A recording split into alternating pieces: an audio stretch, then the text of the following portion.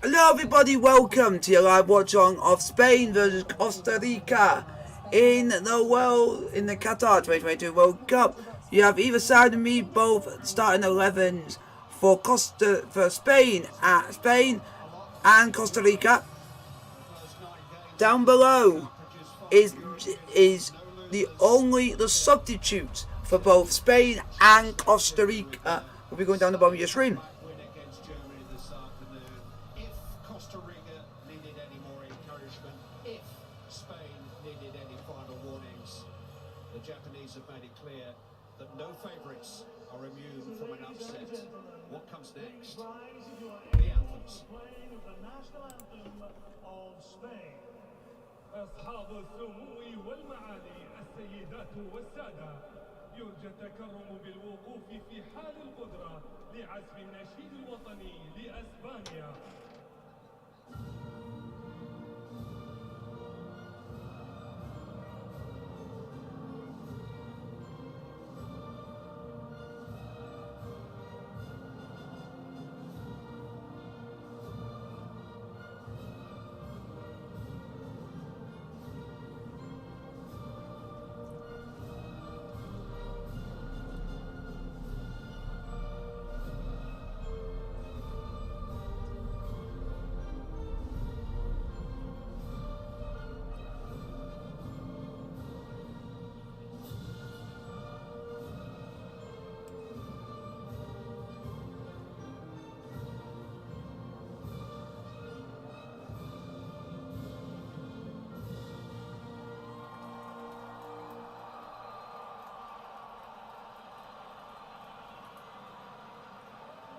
And now, please remain standing for the playing of the national anthem of Costa Rica.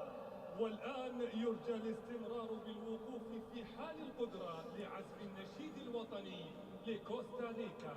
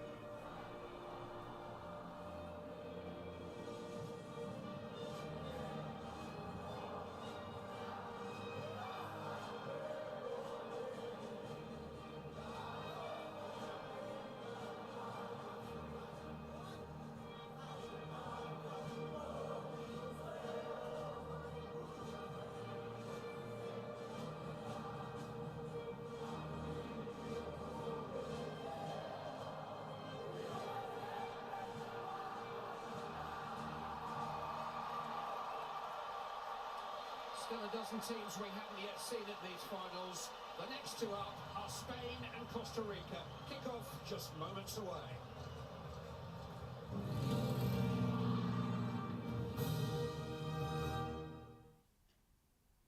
Come on! We're going to miss the game!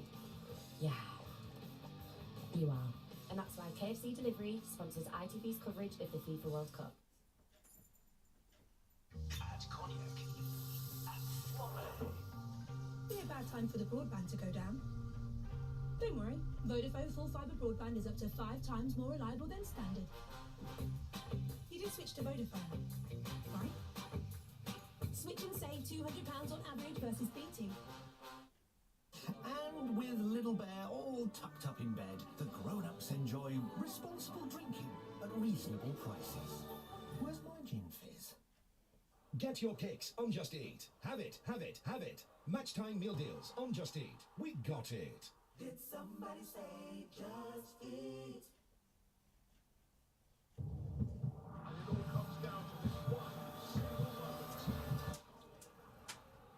feelings of football. Sponsored by Google Pixel 7.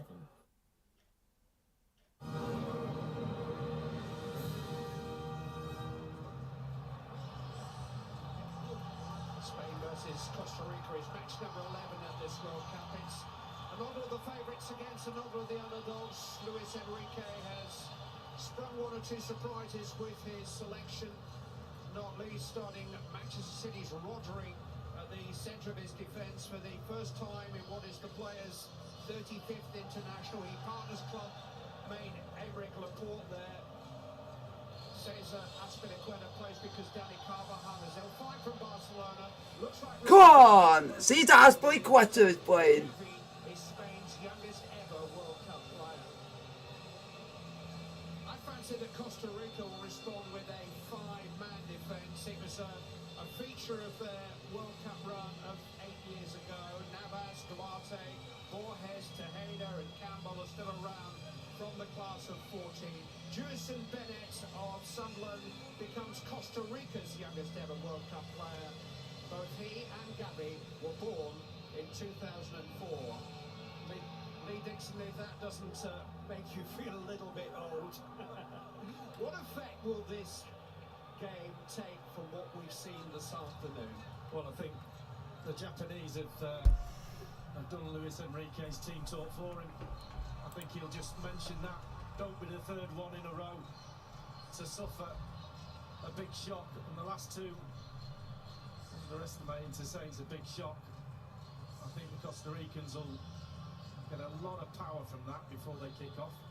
And likewise, Luis Suarez, his team talk is just see what happened in the previous game. It's another of those matchups you only really get at a World Cup.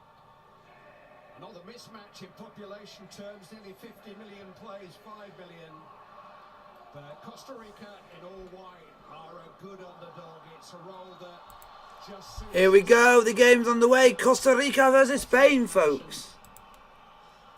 Costa Rica showed us all 8 years ago they are one of those nations. Some teams are just better underdogs, aren't they? Yeah, absolutely. And you take that role and you play with it. We've just seen in the games, I think the one common factor in the previous upsets is that both teams went a goal behind and stayed in the game. That's a huge thing. If they go a goal behind to this talented Spanish side, and just stay in the game. Costa Rica have started with a back four. Hello. Spain, as always, 4-3-3. Hello. Costa Rica more 4-4-2. Here's Jordi Alba to a surprise selection, really. Dani Olmo on this left-hand side. It is Marco Asensio who started the game down the centre. Ed, you better do something. You 19-year-old wizard. He is only 19. And the guy won fucking thing, you remember? But Youngest player, best midfielder in the world for young. Youngest player to play for Spain, but also you got a guy who plays for Sunderland who's the youngest player to play for Costa Rica. Yeah, but they've also got Pablo Gavi, you know. Getting So I would Japan. feel that. Getting the Japanese. Pablo Gavi on left. Pedro right and fucking Sergio Busquets. It sounds like Hamzy Flick's not learned from Chelsea's mistake. Don't play Havertz up front. He already jinxed that result anyway. Hamzy Flick. Anza Delta Flick, yeah. He Gillen fucking jinxed. He put a curse on him But I'll give credit. by coming out in the press and saying that he loves Japanese football. He likes the way they play. But you also got to think there's actually quite a good relationship between Japan and Germany because a lot of Japanese players play in Germany. Really angered the All Whites by disallowing a goal and sending off one of their players. Just seems. Got two big shocks so far. But that Japanese manager deserves a lot of credit. With one striker up front wasn't working, switched it to a 2 up front and it worked. Yeah, but if they get through, they come up against Brazil, they'll get absolutely trounced. Yeah. But at least they can say now if they don't get out of the group, they can say Sometimes. they've beaten Germany. Busquets. Yeah. It's not very often you Just can, like Saudi Arabia, they beat Argentina. yeah. But the one player that's going to be absolutely relieved about it will be Sakai. How on earth did he miss that? Shank. Seeing a great deal of the ball.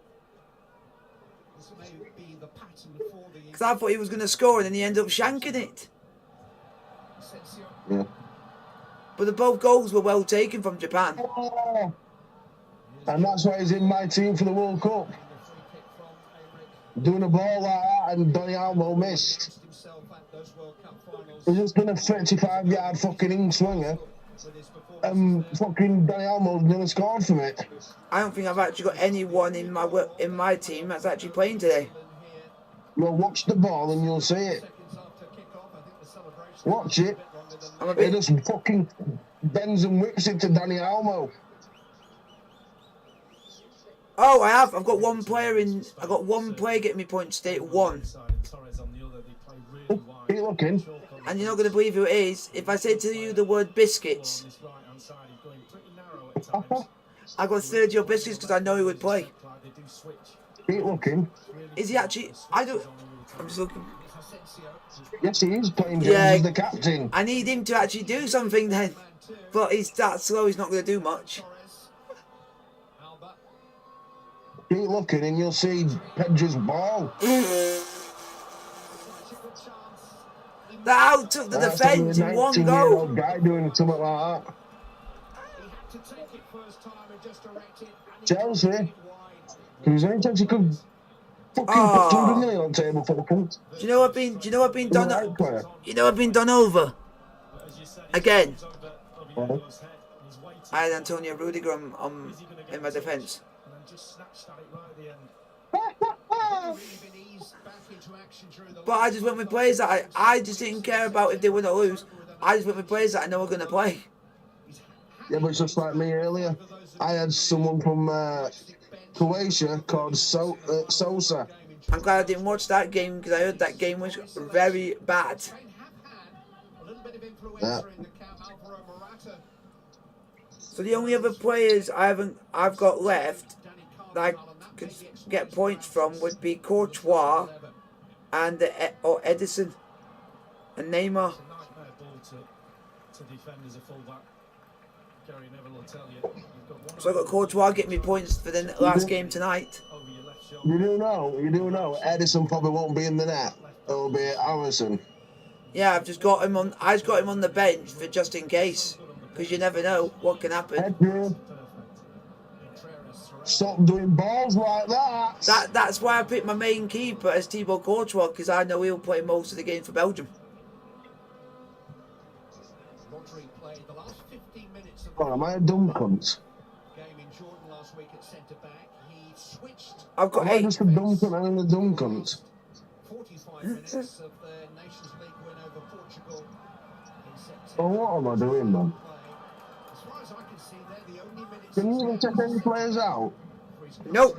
I don't know if you can, because I have to read up on it, because I've been reading up on different on the rules. You can after Belgium's game. Oh, let me, because I go in on to help and it tells you on there. Gives you an idea of City's injury Yeah, you can make fucking subs. You can make subs 99.9%. before every match day starts. Let me have a look. Let me have a. I'm just trying to have a look, because I've been trying to read up on it, but it's a bit confusing, because it. Showing for the ball. Finding Jordi Alba. It just says it'll be locked and unlocked. The players you have selected for your team will either display a lock or unlock once a match day has begun. That statement as follows: players displayed as unlocked when the teams they played for have yet to play in the current match day. Yeah, so you can't. So by before tomorrow's match day starts, you can change your players after the Belgium and Canada game. But when a And player, I have got the bollock, a very big bollock. but then the player that's locked, because players displayed as locked once the match of their team they played for has begun in the current match day. If a player is locked and you see a paddock icon against them on both your team and it's in the players list, certain actions in the game are either restricted or different depending if you are performing against a locked player, for example transfer, which you're going to have to fight. That's going to be in. You can change unlock unlimited times between unlocked players, but you can't with a locked player.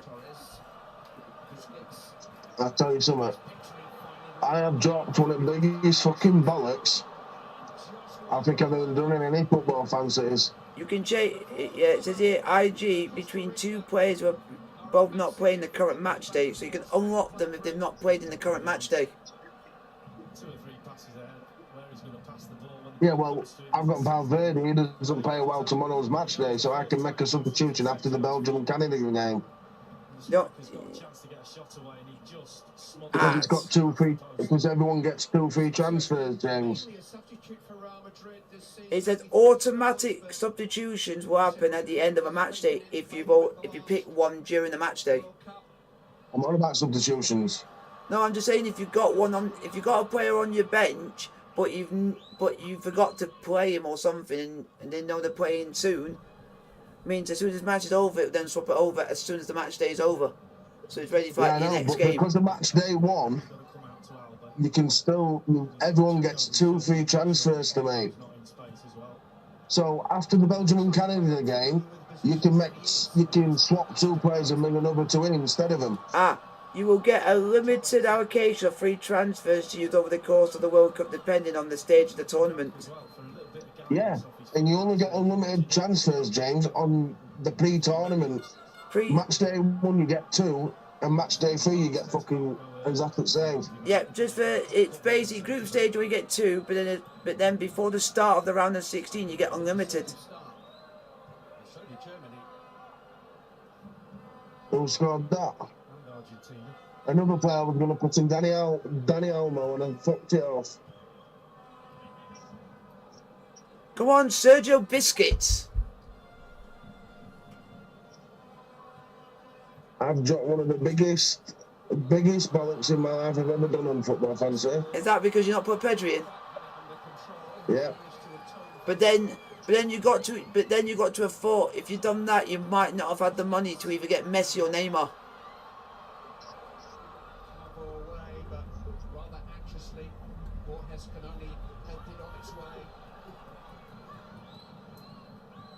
Oh, what a goal, man. That's just like myself. And the guy who's assisted it, Garvey. Pablo Garvey. Fucking Chelsea, any chance? Oh my god, what a pass! Oh my god, this is sensational! Oh what? Oh my god! Nah! See? Fuck me! What have I just witnessed? Another 19-year-old kid doing a pass to someone who was basically trained a defender and a goalkeeper inside out. But then you thought that Costa Rican defender had it because he tried to chip it over and he nearly failed.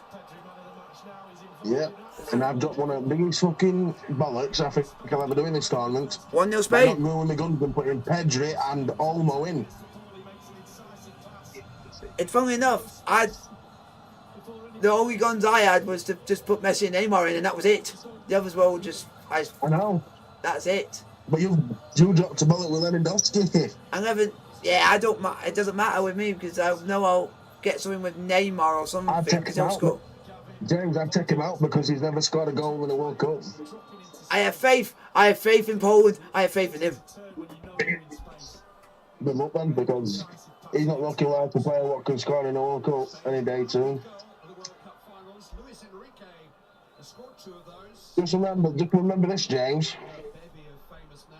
Yeah. A Saudi Arabian guy has scored a goal in the World Cup to beat Argentina. Lewandowski can't even score a penalty. But it's also against one of the most legendary keepers there is, a Chowa. I think Saudi Arabia scored a goal, scored the winning goal, Salim Al-Dawsari, against a team what everybody is tipping to win. And they haven't turned up yet. This is the thing about Argentina what does my head in. They get all this praise and boost to go and win it every year. And then when it comes to do shit in the first game, then all of a sudden, they turn up and they look fucking unbeatable. I agree with you on that. Remember in the South Africa World Cup, that's a clear example of what they are like every World Cup.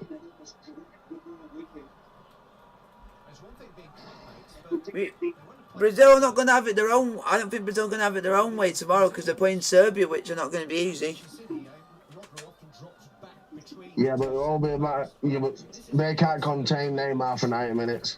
And then you got The Abubakar. manager's mind. And you've got two club mates that play so close together on the pitch. Obviously, Rodney slightly ahead of him. I think it would make his decision a little bit easier. They know each other inside out. Here is Busquets, who usually alternates with Rodri. Amazingly, this is only the second time they've started in international together. They're usually contenders for the same spot. Maybe there is a future, though not perhaps a long future with Sergi Busquets' age, in which they can play together.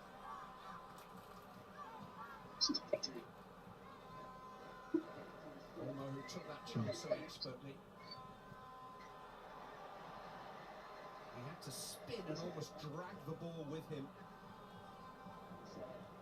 Pedri to Gavi. Just hacked down by Calvo.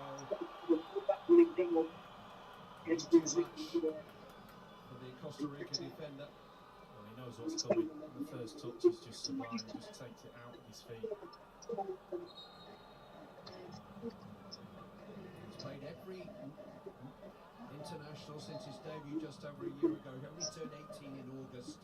He has picked up a couple of prestigious awards for best young player in Europe. Recently, he didn't bother with the under-19s or the under-21 caps. He just went straight into the senior team. Gavi, he has a World Cup assist to add to his already history-making night as Spain's youngest ever World Cup player.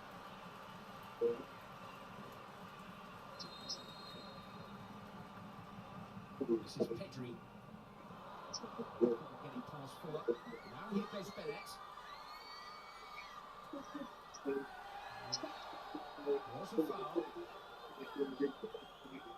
He's a very direct runner. He provided the cutback from which Joel Campbell scored that winning goal against New Zealand here in Qatar. Joined Sunderland at the end of August. He's had to wait his time because of the former Jack Clark, but he's made an impact from the substitutes bench. Already close to the hearts of the Wearside fans.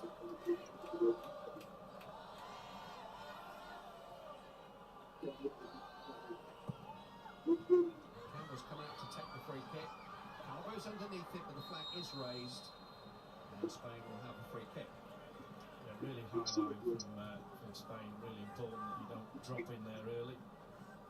Sometimes you play high line like that. Forwards go running back. And that's a well-drilled red line. And talking about club associations, the Spanish midfield three are all from the Spanish league leaders, Barcelona. And when one of them is 19 and one of them is 18, and then having familiar faces around you probably helps. Well, it helps having Busquets just behind you, I tell you. Because that man never gives the ball away. Just feeding those two. Pedri's actually 2 days short of his 20th birthday. He'll celebrate here at the World Cup. I have no idea where I celebrated my 20th birthday, but it wasn't at the World Cup finals. I could have a guess. I'm not sure I would remember the following day. Here's Jordi Alba. Danny Olmo. Alba. Playing almost as an auxiliary attack at the moment. Free kick has been given. But they just can't get a foothold in this game, Costa Rica.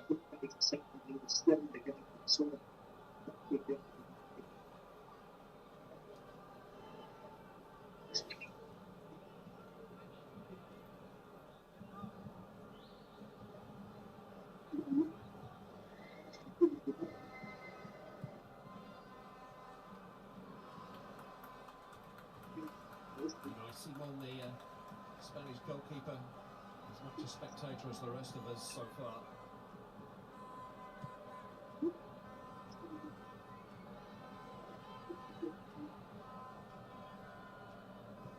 If there are lessons that Spain can learn from Argentina and Germany in terms of managing things from here, what would they be? They'll score a second one, I doubt.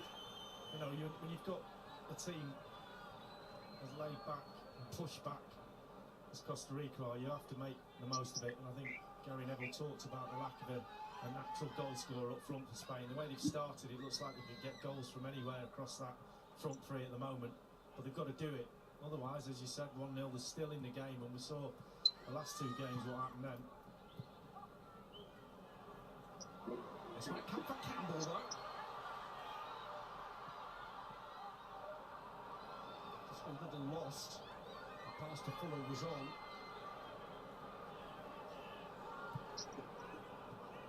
To Hayder. Here is Fuller. Borges. And Martinez. Campbell looking for the diagonal. He knew that. Sorry about that, folks.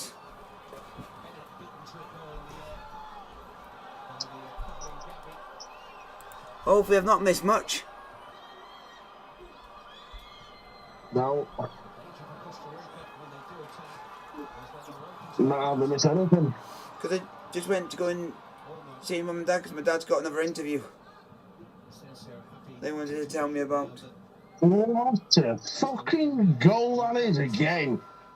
He might be Another working. bollock I've got. Also put Danny Almo, who's fucking scored an assist. Fucking hell, man. I've dropped a bigger bollock than you.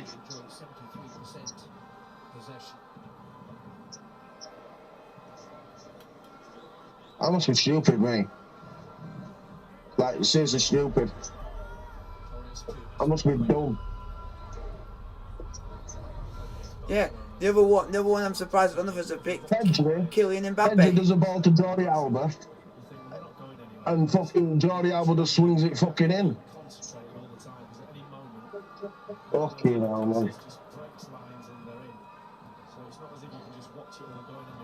Oh no! I've got to listen to an entire 90 minutes with Lee Dixon. Jeez. It's alright, Lee Dixon, actually. Better than Carragher. No! No! Loading cross and that happens. That is naughty. That is naughty. One of the best left backs there is, and all. Jordi Alba. That is naughty. They've got a good midfield, Spain, because you just got Sergio Busquets with tons and tons of experience, can dictate a game like what Xavi can do. And then you've got two players, Gavi and Pedro, what are literally just running the fucking show. Well, at least they're just running it. And the goalmate and the guy what you said is going to do shit, Brian Oviedo, he looks like their best player at the minute besides that Campbell. Because you know the one for Costa Rica I always boast about because I think he's a big thing because he used to play for Arsenal, Joe Campbell. Them two are the best players for Costa Rica. But Oviedo and Campbell. But we've all got to say the biggest name in that team sheet will always be Keylor Navas. Yeah. And he's conceded 2 goals. Yeah, but Oviedo and Campbell Rice are trying to do stuff.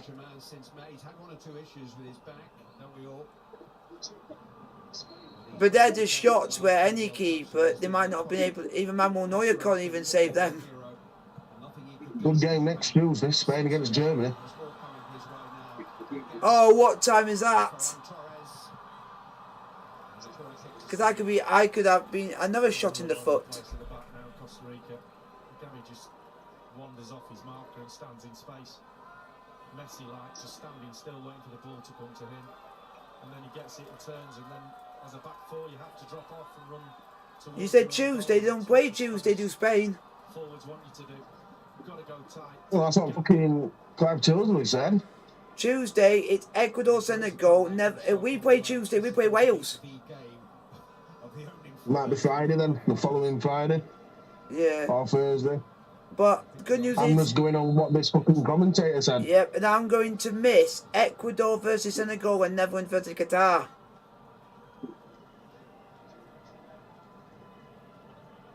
You don't know. I'm going to miss that, but I'm going to be back You in. just said Netherlands and Qatar. Yeah, I'm gonna miss that game because of my thing that I go to on a Tuesday. Senegal play Qatar. Ah, it's a bit ahead. I just looked a bit ahead because I'm looking at dates to know which games I'm gonna miss that I know I can't stream, so I know to not. Netherlands play Ecuador. Yeah. And Qatar play host Senegal. Yeah. When they both play exactly the same time, I won't be able to do either one of them because I'll be out until like 5, so I'll be able to do England's last game, which is against Wales. You don't need to explain yourself to me, guys. You've got nothing to do with me. But I'm able. You explain that to your chat, not me. They're the ones what you're doing all this thing for. Oh, who's gonna get up and watch that tomorrow? It's what a stupid time. Come, here we go. Iran versus Wales, 10 o'clock. I'm not watching that. That is literally going to be a boring game. Have you actually noticed that most of the draws in this game, most of them are coming like at 10 o'clock kickoffs? Yeah. It's weird how the most entertaining games seem to be the second game of the day or the last game of the day. Well, it's Thursday tomorrow, James, not Friday. No, I just checked for Friday. I just checked for Friday because I know what games I could pick to do on those days. Because after Thursday, I've then got to sort out the schedule for match day 2.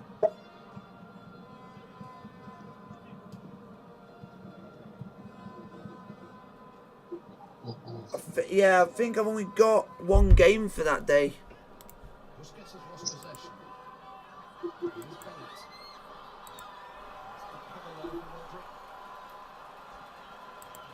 He thought us basically wouldn't fucking show it, he's still man. Oh, I've actually got 2 games tomorrow. I'm doing Brazil versus Serbia and Uruguay versus South Korea. No, both 2 South Americans will get the job done. Because I just want to see, I've seen Japan and they were playing alright. I just want to see how South Korea do because I've never really seen them play, so I thought it'd be quite a unique team to watch.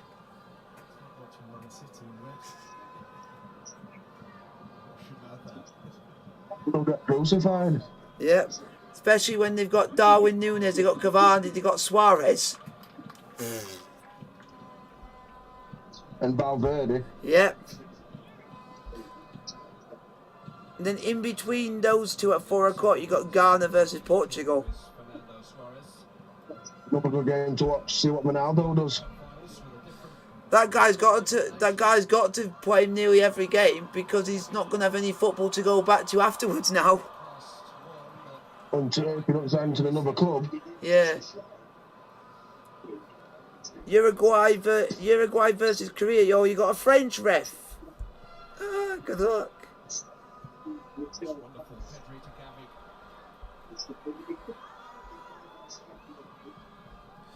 What the heck?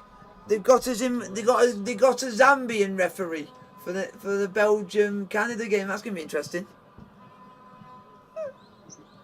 So many options for the Spain player in possession, partly because of the movement and partly because of the rather laboured nature of the resistance. It is tiring. I mean, No, they just can't get to the. They can't just get to the midfield free because of that fucking technical gifted. Oh, that's going to be a good game. Argentina versus Mexico on Saturday.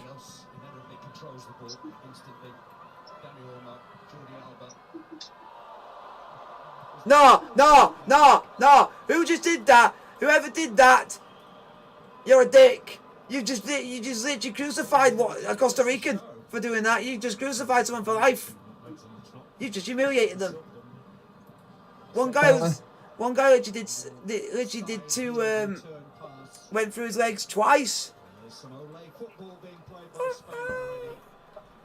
Less than half an hour. Penalty. I'm just trying to think. So Friday I'm doing England. I don't know.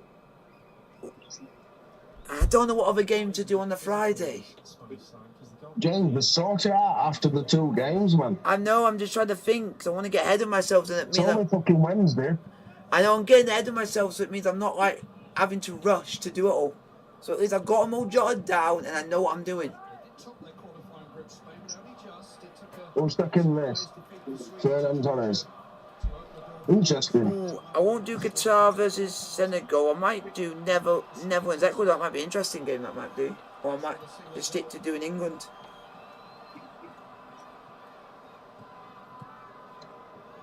This has been an impressive start. Pedri.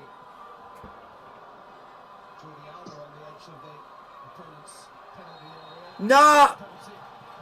Referee, that is never a penalty. That is not a penalty in 1,000,001 Sundays. There it is. It come through him.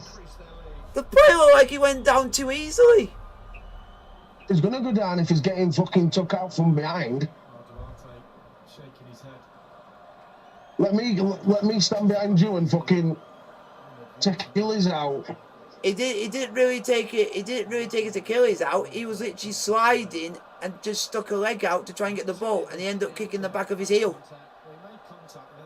Exactly. So it's more. He made contact. Yeah, that's what I'm saying. It's penalty. He's gonna go down. Yeah. Any player will go down in that situation. Like commentator said, it might be accidental, but it's like you still got to accept it's going to be given. Not accidental. I've seen worse. I've seen the stupid Japanese goalkeeper gave a penalty that should have been a penalty, and that should have been a penalty. Half an hour play. Spain already 2 goals to the good. Ferran Torres. 3-0 game over, and it's only half an hour. Nobody's going to catch the Spaniards tonight. 3-0 already. No, this will be a goal out this. This Costa Rican side can't get to that midfield 3 whatsoever. So we've got Mexico versus Argentina, and I could also do on that same day, could actually do France versus Denmark. Ooh. Contact doesn't necessarily mean a penalty, but on this occasion it doesn't really matter. This could be a long hour, maybe an hour and 10 after extra time for Costa Rica. A goal for the Spain number 11, Ferran Torres, who is in a relationship with Luis Enrique's daughter, which... Oh my god! Unlucky! Oh my days, you definitely can't play rubbish now, Ferran Torres. Oh my god. So basically now Ferran Torres has got a lot of weight on his shoulder. His boss's daughter. I'm not going to ask you if you've ever come across that before, because it He's gonna learn to behave. He's got to behave when you're literally in a relationship with your manager's daughter. Good one. If you Bang a one from me. No fucking swing Norway, James. Well, if he does anything wrong, Come on, Costa Rica! Matt Hancock, you can be sure of that. Yeah. No! Oh my god, the commentator just went hardcore. He then went and said we all can't do it like Matt Hancock. Maybe the That's Clive Tilsley for you. The best there is.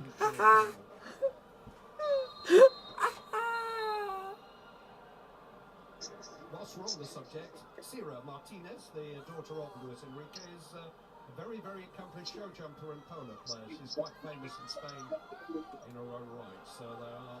I didn't know They're not Bo. even playing. What? They're not even playing Alvo Morata either.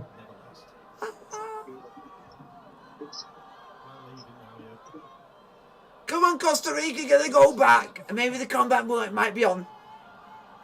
But he's not like scoring a goal, James. It's the first These are only scored if it's a bad mistake defensively.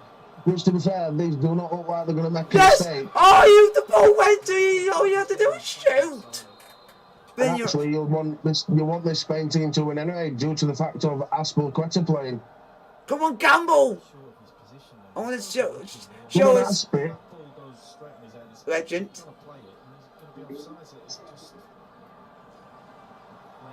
Aspilicueta's only playing due to Carvajal actually ill. Still want him to do well. Not if he comes up against England, he can get fucked.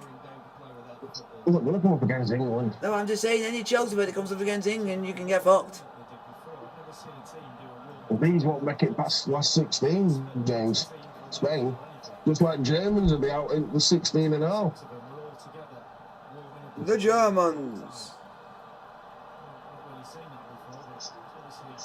The teams what are going to be left later in the competition, the teams what you think like England, Brazil, Argentina, France, or Uruguay. Yep. I agree with that. But you never know, there could be a surprise package in the bunch. There's always. That's what makes World Cup the best tournament in the world. Because surprises happen, fucking Jesus Christ. There's already been 2 shock results already. Yep. Who in the right frame of mind would think Argentina and Lionel Messi and co will go one up then bottle the lead and lose? Who would think the Japs will go and beat the Germans in a World Cup when Germany always turn up for the World Cup? They always turn up. So, here we go. Second in Group E will play first in Group F. Yeah.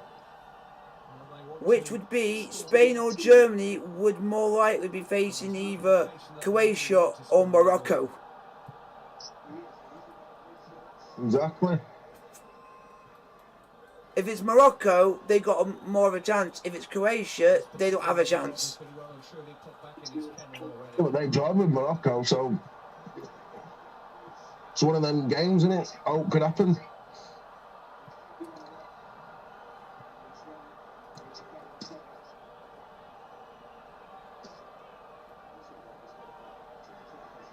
Oh, it's first in group. Got a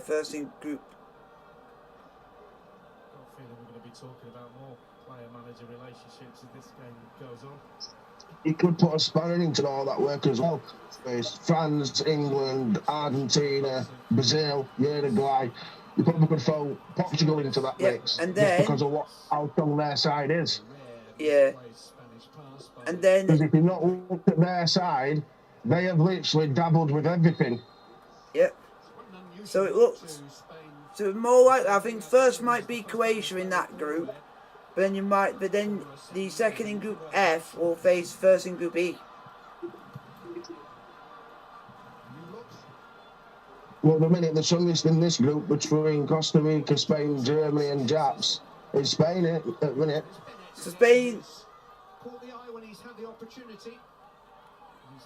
Spain look the strongest. So Spain would be. Yeah, so it looks like Spain.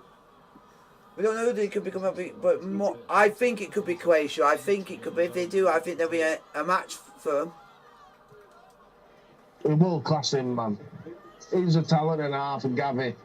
Do you know something about Pablo Gavi? What? You do know, right? Pablo Gavi didn't even play for Spain under 21s or anything. Do you know why? Because he plays for Barcelona and he gets a dispensation? No. Why? They just went to go play straight into the first team of Spain, this team. Wow. Went straight in instead of playing for the under 21s. Wow. Now, if you look at Lampard and all that, they had to go for all unders. Yeah. To get into the actual England squad. This Gavi, it must be a wonder kid, something, because I don't know one player that don't play in the unders. Even Xavi and Iniesta's played in the unders. So that just goes and shows how talented and how much talk about he is, Gavi. And I think he's Spain's youngest player ever in a tournament is Gavi. I think good. Gavi's about 17 or 18 years old. That's good. I don't know though, you have to have a look. I don't know actually how old Pablo Gavi is. I think he's about 18.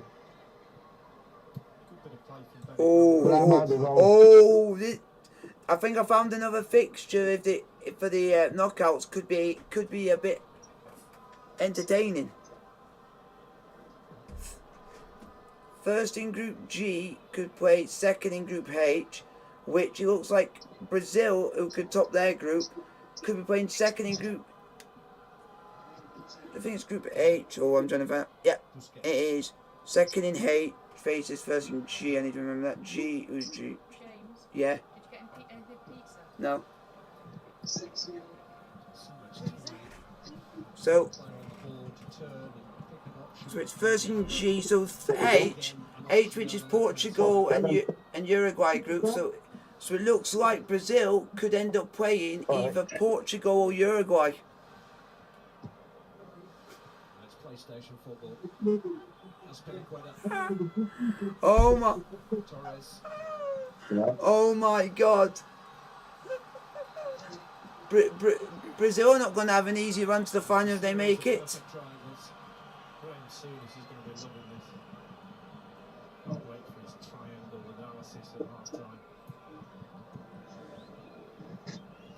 If Brazil gets the World Cup final, they deserve to win it with their path, because their path looks like it's going to be even harder than England's.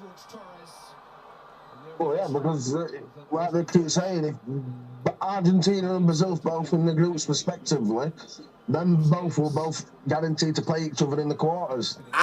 But also in the round of 16, Brazil could also potentially either play Portugal or Uruguay. Yeah, I know that.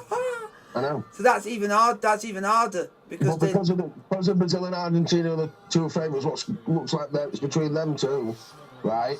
Yeah.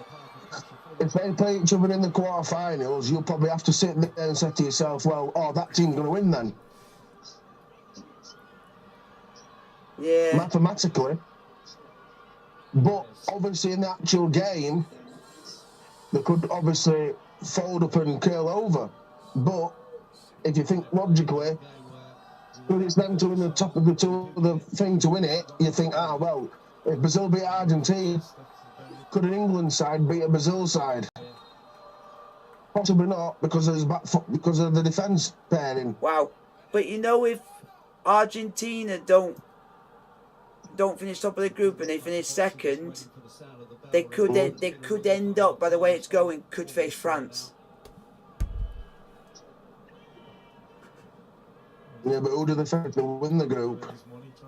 And if that, I got to remember who it is. If Argentina win their group, who do they face in the last 16? Group C. So first in C will play second in D, which would be like more likely it's going to be. I think it's going to be Denmark, because Tunisia are not going to get through. Australia definitely not going to get through. So you bank it on being France, Denmark, but you don't know, and stuff like that. And we see how with Denmark played yesterday. They played very well, but just couldn't score.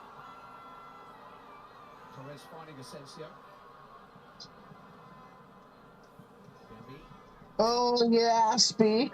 Oh. So it looks like we could potentially, thanks to Saudi Arabia, if it continues to go that way, could be Argentina, France. That actually would be a good game. Messi versus Mbappe.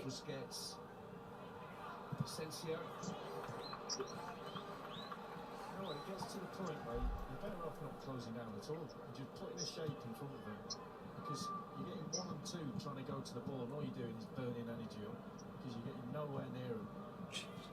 Just sit a little bit deeper in your shape, keep someone up front. These Japanese, they're weird. They're very intriguing people, because after every game they always clean up the stadium. 5 subs at half time. almost as if Marco Asensio ran out of patience himself there. We don't see any other. Who gives a fuck about Japanese shite? In Japs. We gotta be careful because that's an offensive term. I couldn't be two monkeys fucked. They say worse things towards us. Spanish boot. It'll be more than his touches, that's for sure.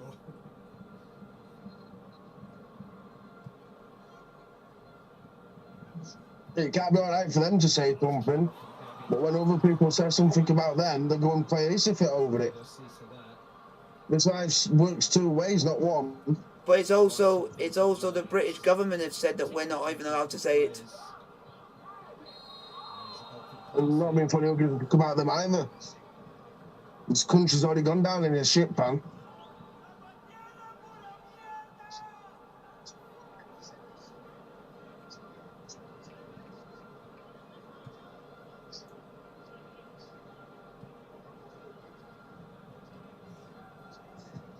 And it looks like for Friday we might not even have Harry Kane. I don't know. He's injured. But we don't know yet. They're not really. Well, we do because he's going for the scan. Yeah, and that's bad.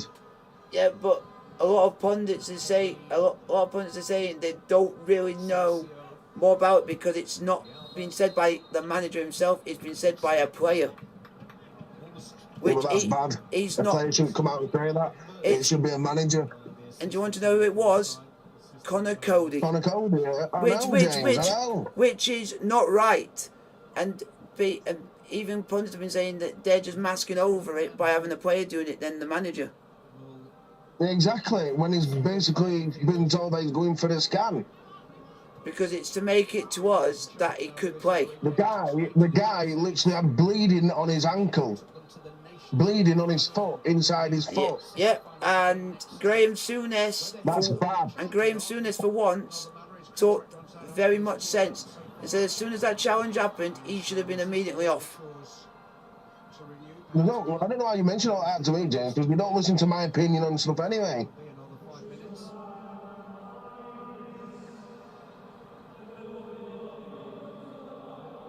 You talk to me about it, I speak, but you still speak over me. What's the pissing point of me talking to you about it? Fine, I'll leave them.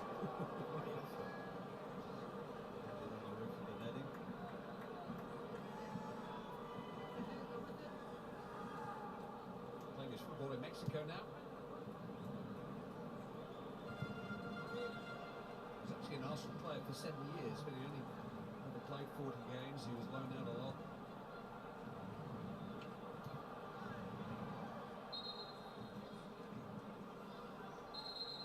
Do we have time, folks? 3-0 to Spain over Costa Rica. The ball is still on the top of the netting from where Campbell launched his attempt at the coconut shy, and Unai Simon, the goalkeeper, just been directed by the referee to remove it, which he's done.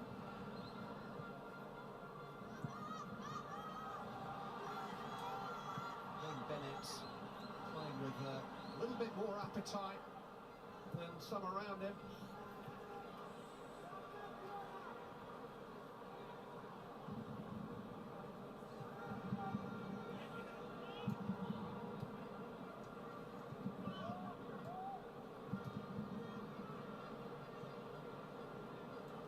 Costa Rica have just been passed into submission.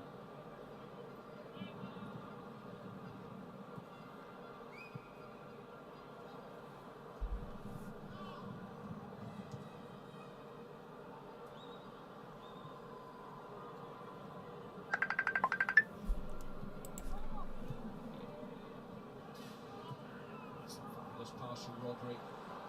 Campbell has found some space. He can't find Asensio there.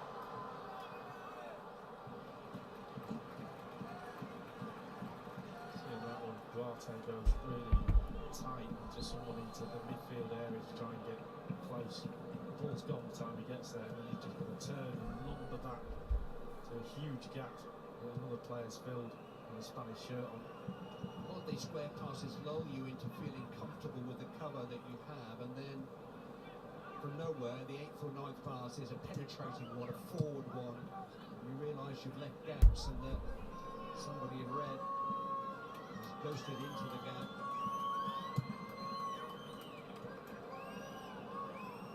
It's obviously very testing on the legs, but it's testing on the mind too, isn't it? Yeah, that's what you know, you have to keep concentrating, and sooner or later you're so tired, just drop that level and then they're in. A lot of them are just walking about into space, and pace off the mark when the ball's ready to go is fantastic. Asensio.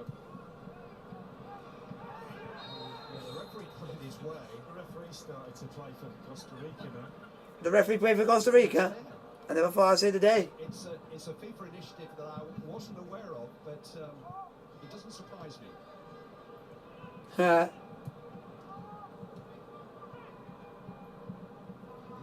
had crazier ideas, by the way.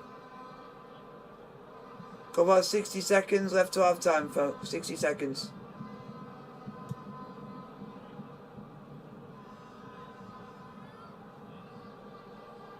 Gets through the back here. Definitely the beneficiary. The little run is by Asensio. Oh, he's gone and absolutely skied it, Asensio. The sliding challenge to come in from Oscar Duarte. Yeah, he tried to let the defender just slide and then hit it. After that leg comes in, but he hits that a little bit early and gets his shot away. They haven't had a shot for a while, have they? They don't need one. Demi Olmo after 11 minutes, Marco Asensio after 20, and then just after the half-hour mark, Ferran Torres for the penalty spot. 3 goals just on the line and illustrate the massive gap in class between Spain and Costa Rica.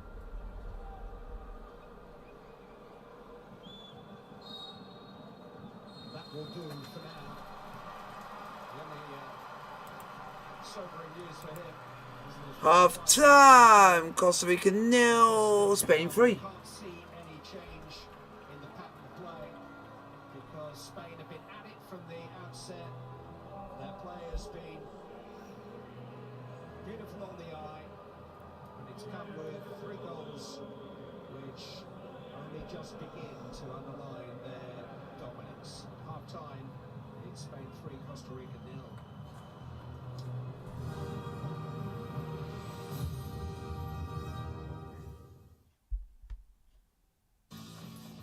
Who's going to tell her the first half's already finished? And that's why KFC Delivery sponsors ITV's coverage of the FIFA World Cup. ITVX is the UK's... So it's half time, folks. Hopefully, in the second half, it can be a good game.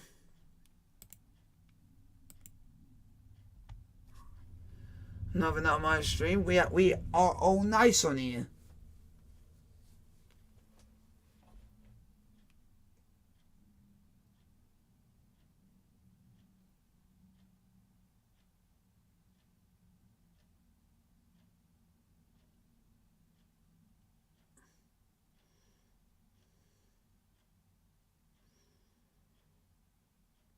So hopefully it'll be a good second half. It's already game over before the game's even started, so...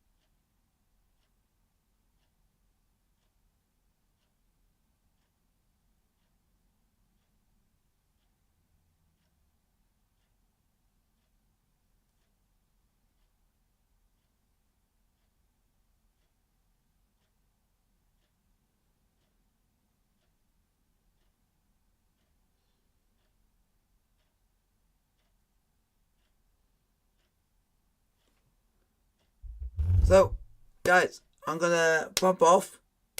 I won't be long. I'll be back.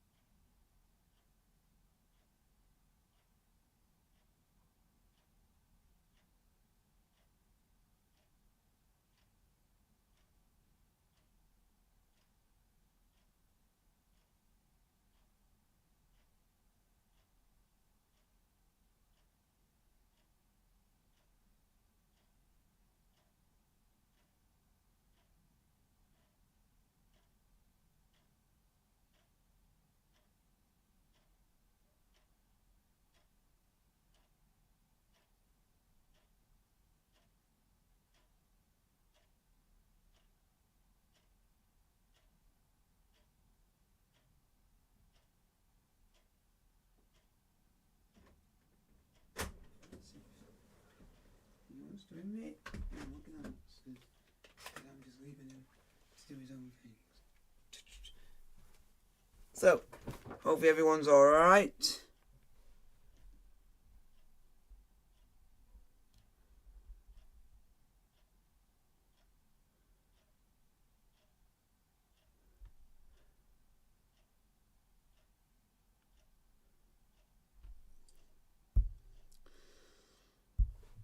I don't really have to tell you.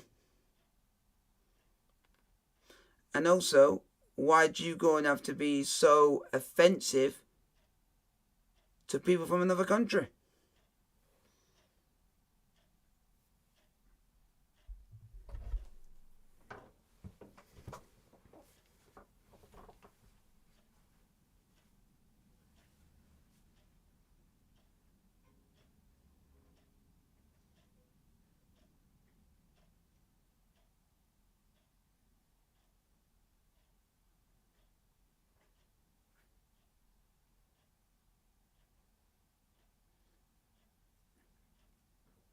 And if you're not willing to be respectful, then don't bother ringing me.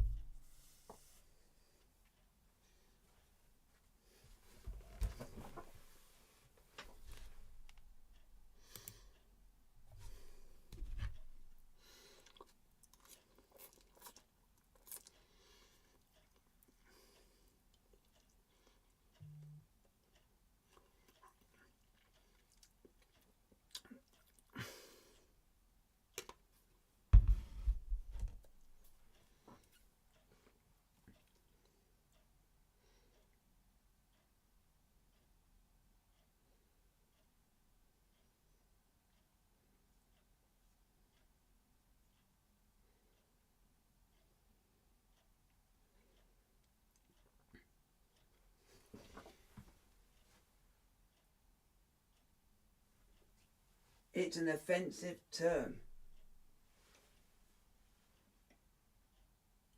And if you're willing to be respectful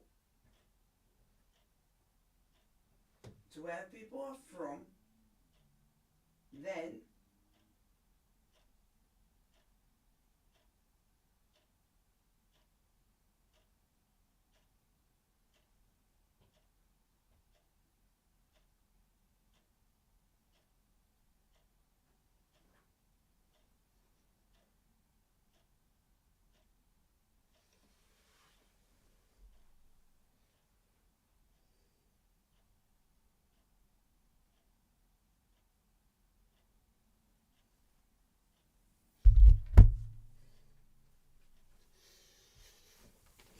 sorry about that, folks. I've got a person who wants to cause arguments all the time.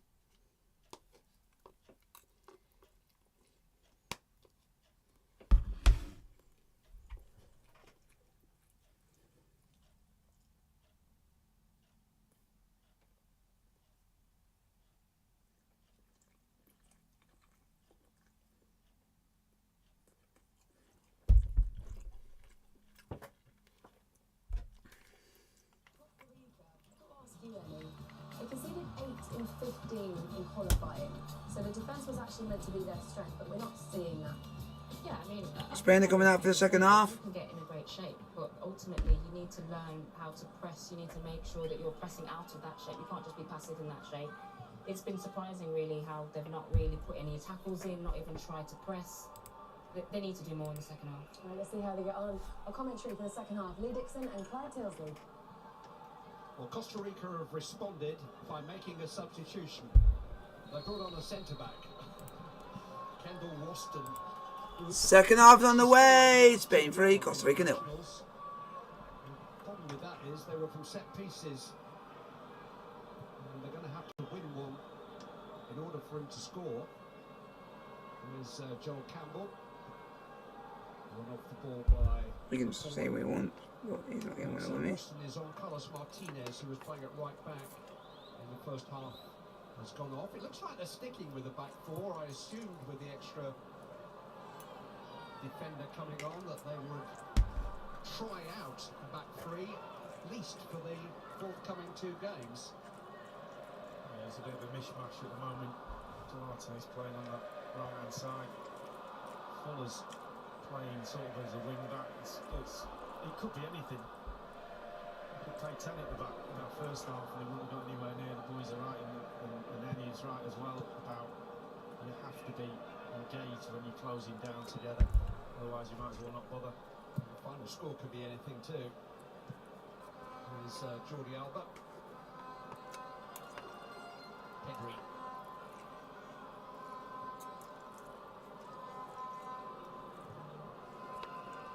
Not sure that we've really learnt whether or not Rodri is a centre-back or not. Because it's on the word back, he hasn't had to go back very often. I'd just like to take this opportunity, if I may, to express the condolences of everybody in ITV Sport for the passing today of David Johnson, far too soon at the age of 71. England striker, 6 wonderful years at Liverpool, played for Everton twice too, Ipswich Town. But Graham and I in particular will always remember the doc and the wonderful times that we had in his company. One of the great smiles in football. R.I.P. David Johnson.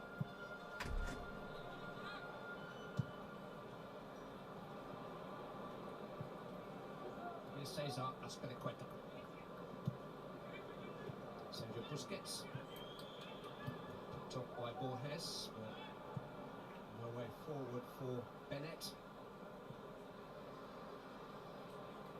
I think what Luis Suarez has done is put that extra centre back on and said, right, any one of you can go and follow a player into midfield, and Duarte's way out of position now.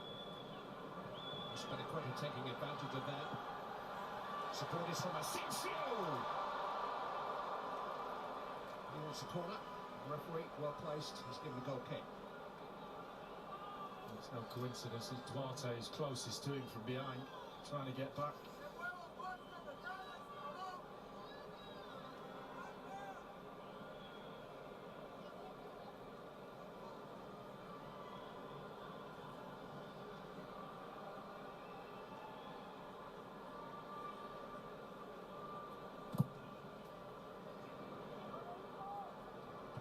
Header on by Borges. Campbell. Comes for Torres. Bravo finding Campbell.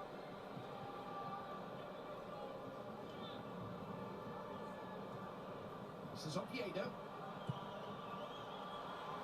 Bennett. That's good work by Pedri. There's nothing of him, but he's got a wiry strength. And here comes the counter. Led by Asensio. Pedri. Olmo. Just couldn't find a way around Fuller.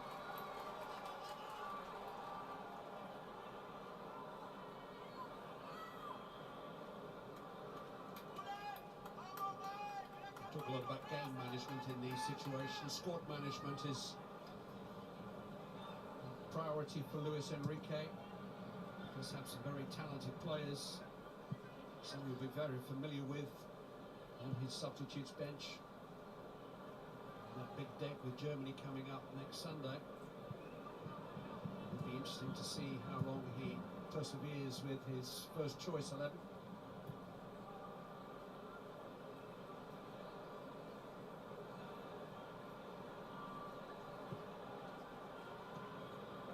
Forwards on that Spanish bench will be warming up in front of the manager saying put me on.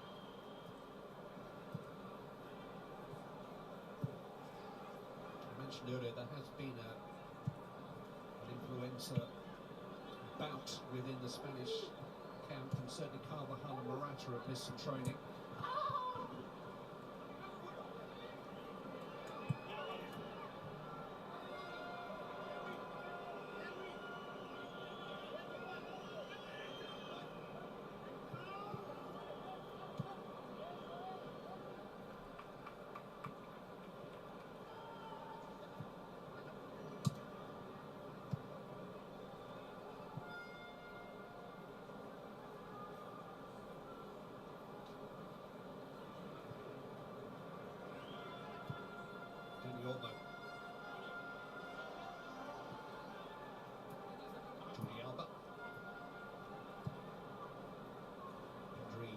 Rodri. Quicker. Duarte there just going in field with Pedri. He's got license to do that. He's got an extra centre back behind him. He's just going close again, but doesn't get close enough. There's no point in going. Here's Asensio. Gabi. Torres. Ronaldo was arriving, but Fuller was arriving too. Ahead of him.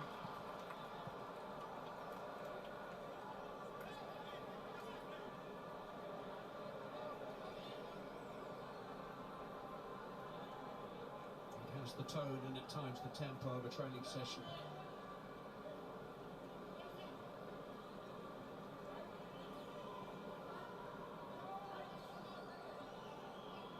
I've seen one or two games here already where it's been difficult really to assess the qualities of the victors because of the limitations of their opponents.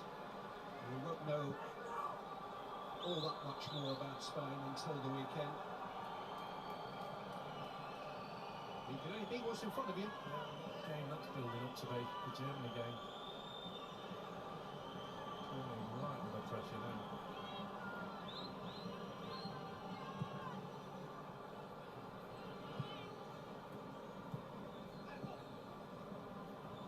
Asensio, Danny Olmo.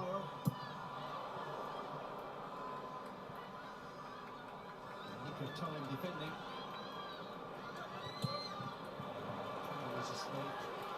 It was wide away. Even the misplaced passes are finding red shirts.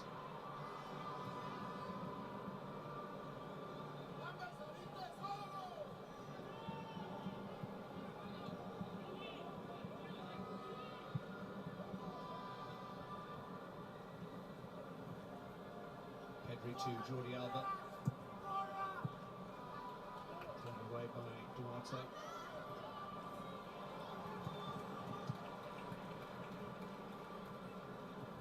Jordi Alba's had an excellent game, but it must be great to have such a young pair of legs in front of you. He's 33 now, Jordi Alba. He said that all that is missing from his medal collection is a World Cup. It's nice when you can say that. It's his 6th major tournament with Spain. His 24th game at World Cups and European Championships. 34 next March. And he's got Pedri here in front of him. And the even younger Gabi.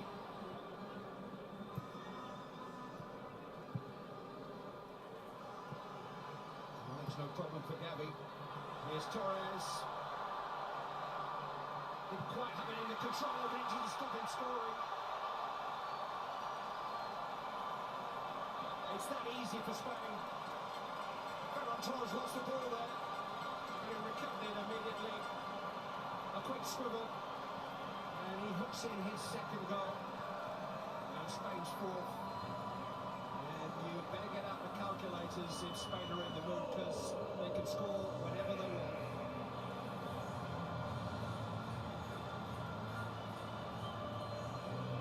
Now they've brought the deadlock in this second half. This could be any number. Calvo in the end, almost doing nothing and kneeling down, stopped the first one.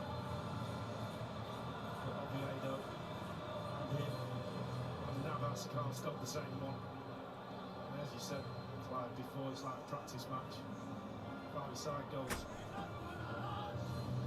And there's 15 goals in 32 internationals for Ferran Torres. Oh, it's now 4-0, folks. Sorry about that. I had to go and do some things.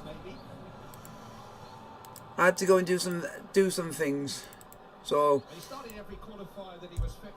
it's 4-0, Ferran Torres.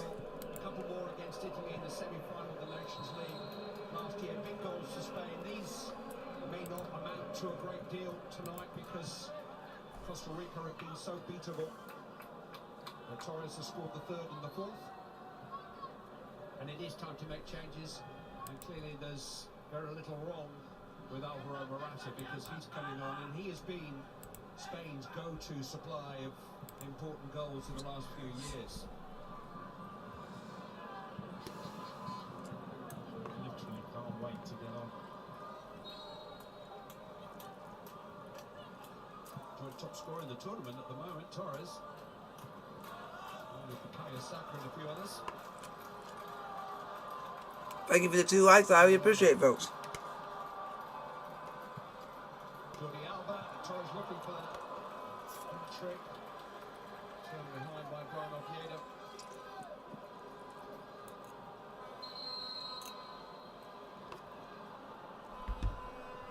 For those of you who've had a flutter on the Golden Boot winner, these are the kind of nights when it can almost be decided if somebody's in the mood. 3 or 4 in one game. And well, that's the end of Aaron Torres' night. Morata comes on. And he's going to be joined by Carlos Soler of Paris Saint-Germain. Probably can get a rest. So they came into the squad after last year's Euros and regularly involved since. Strange keeping from Navas. Jordi Alba setting his sights. Crosses by Rodri.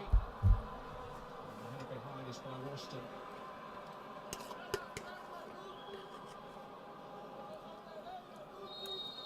It's one of the strange features of the squad actually that there are key players who are struggling to hold down places in their club teams. And Carlos Soler is certainly one of those. Paris Saint-Germain fighting for a place in their midfield with Verratti and Coutinho and Fabian Ruiz and the rest.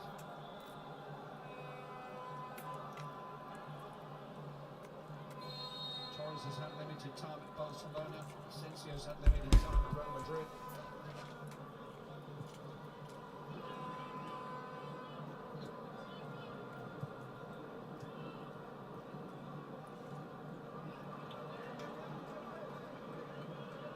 Asensio just took his eye off the ball.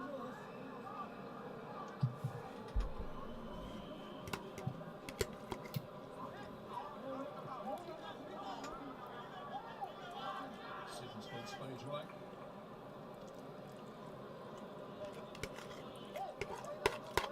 Did fill up the squad with some of the brighter young things in Costa Rican football, and Alvaro Zamora, 20 years of age, is set for his 4th cap.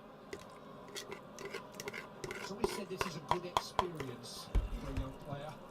I'm not altogether sure of the wisdom behind that. Nothing to lose.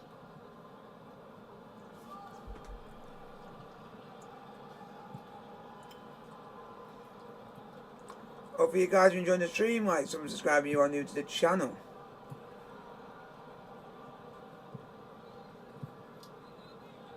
Costa Rica have got a press on. Soler just being eased into the game, and it wasn't the friendliest of back passes for Unai Simon.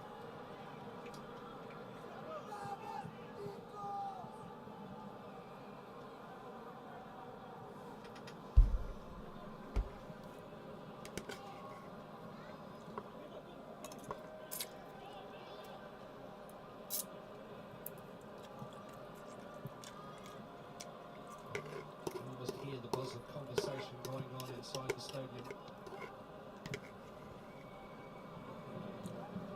Seems to test match atmosphere. Right up, the ball.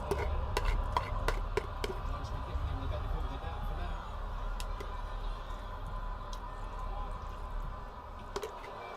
Line by Olmo. Flag stays down. Washington did well there because Martin was just waiting for him to commit himself and he didn't.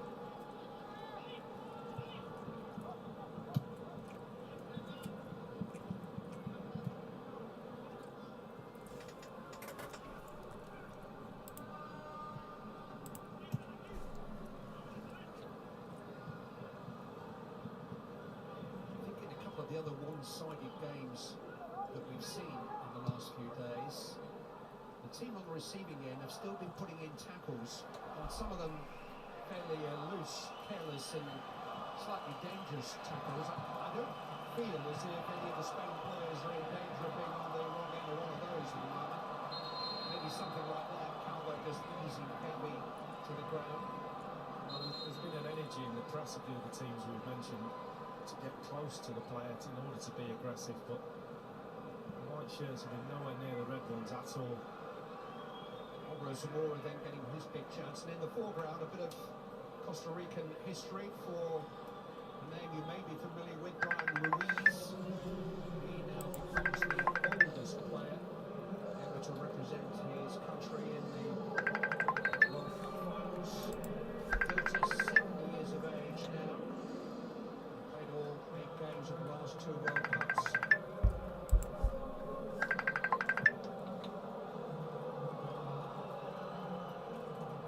They can almost have a pot shot now without any comeback. Turned 37 in August, Ruiz. He's back in Costa Rica playing his club football now after spells in Portugal, Netherlands and England, where he played in the Premier League for Fulham a decade ago. You'll remember the name, Brian Ruiz. There he is.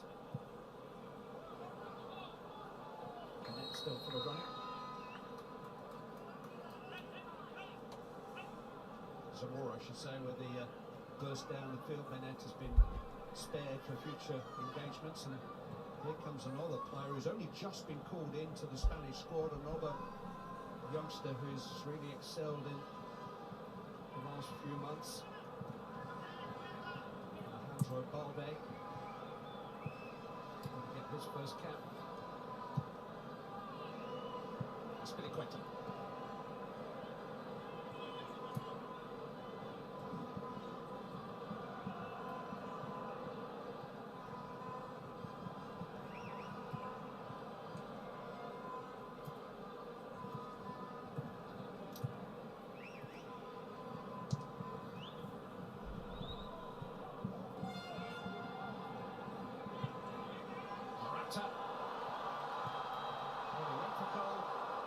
Certainly on for a comeback, maybe Soler too. Good run from Morata, right on the shoulder. Calvo, he can't see him. Just can't wrap his foot around it. Not so sure he can get the cross in either. Defenders there. Lost him. Experienced Coque on the left will accompany Alejandro Balde onto the field.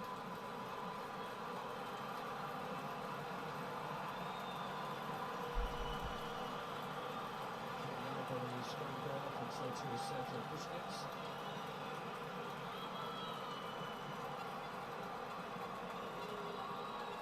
Busquets has passed himself to sleep. He deserves a rest. That's a triumphant smile on the face of the coach.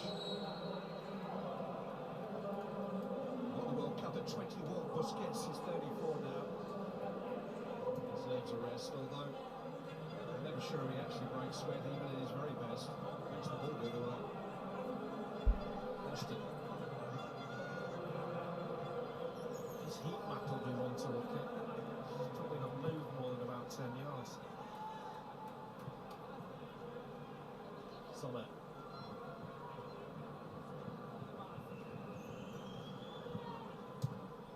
Balde's become Barcelona's regular left back in La Liga, where flying high at the top. The product of that extraordinary Barcelona academy.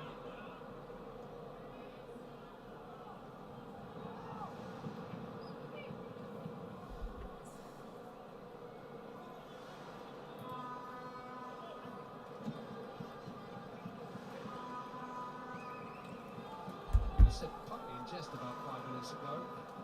Costa Rica have actually put more pressure on the ball in the last 5 minutes than they have at any other stage in the game. 6 men around the ball. Impressive.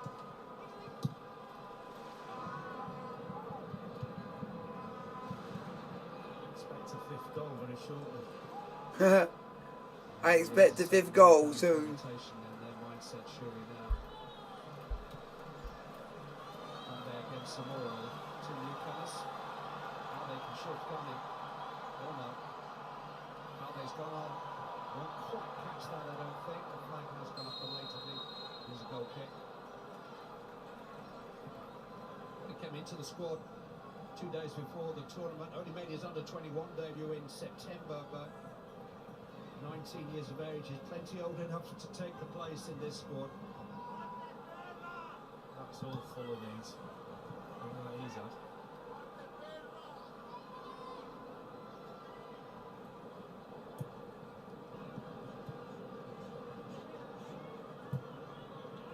Spilicueta all over Oviedo. Okay, now directing operations from the centre of the field.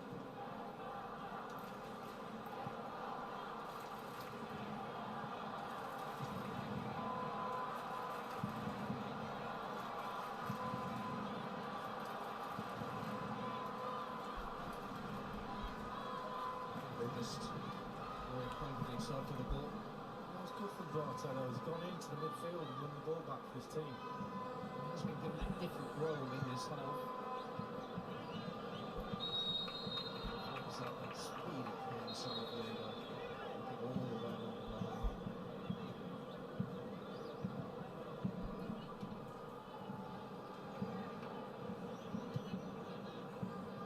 Some of the statistics that we've been offered at this World Cup are a little clearer than others.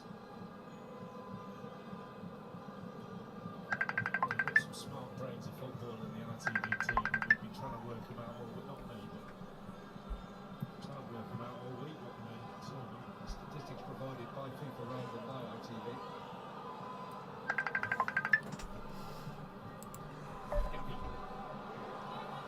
Just showed a bit too much of that to Calvin. Well, that's took some time to get through. His eyes lit up, sensing that he might want to. Oh, what a challenge! That took some time. Calvo! What are you eating?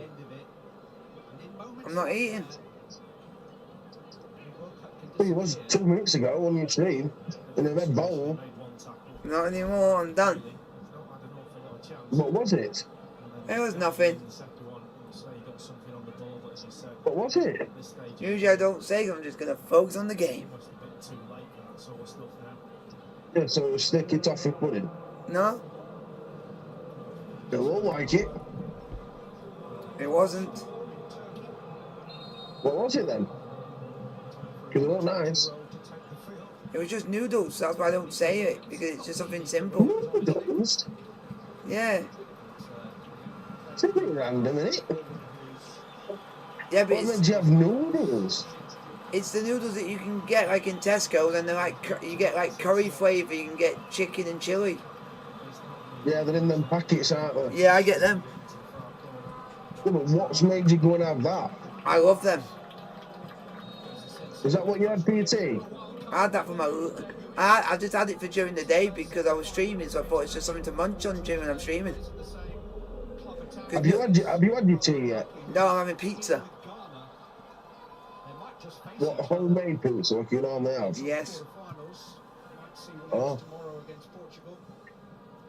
Oh, God, I always seem to get mixed up on the days you have pizza. Ghana tomorrow. We get to see the non-Chelsea player tomorrow, who actually is one of ours, Baba Rahman. Hopefully we'll do well. Hopefully 2 foot Ronaldo. And the guy's not even put on a Chelsea shirt and playing a single minute. Not a minute in the league, but he has in pre-season. 12 years since Jerome and Kevin Prince Boateng. That's the only time he seems to play. That guy's been all over the place. Reading, Schalke. Baba Rahman. A Baba shite. You got a Babatunde shite and you got a Baba Ram shite. His name is actually called Abdul Rahman Baba. You know, you say he's not fucking Saudi. He's actually on loan from Chelsea at Reading. Yeah, I know he's at Reading now, but if you look previously, he was playing for fucking Schalke. We've had him on loan at... Before he came to us, he was at Greuther Fürth, then Augsburg, then Chelsea, then Schalke, Reims on loan, Mallorca on loan, and Alk on loan. So how many years has he been at Chelsea? Just out of curiosity. Just trying to have a look, because it doesn't really... I think it was Mourinho that signed Babaram. That doesn't do it justice. But I might be completely wrong. I'm sure he signed him in his second stint. But I could be wrong on that. Left back, So I'm probably about he's been at Chelsea. 35% out of 100. He's been at Correct, I think. He's been at Chelsea since 2015. Yeah, so basically in and around Mourinho's stint then, second stint. And he's only made 15 appearances for Chelsea. Yeah, 10 of them. I guarantee most of the appearances have been in the pre-season games. Well, at least he's dedicated. It's like Charlie Musonda. Why would you? Charlie Musonda didn't even want to get paid. Just wanted to stay at Chelsea, and then I was finally left. We've got a player who goes out alone all the time, and this guy's doesn't get no minutes whatsoever. There's got to be a reason why we keep loaning him out. Is he going to be a good player? Is he actually going to get a chance?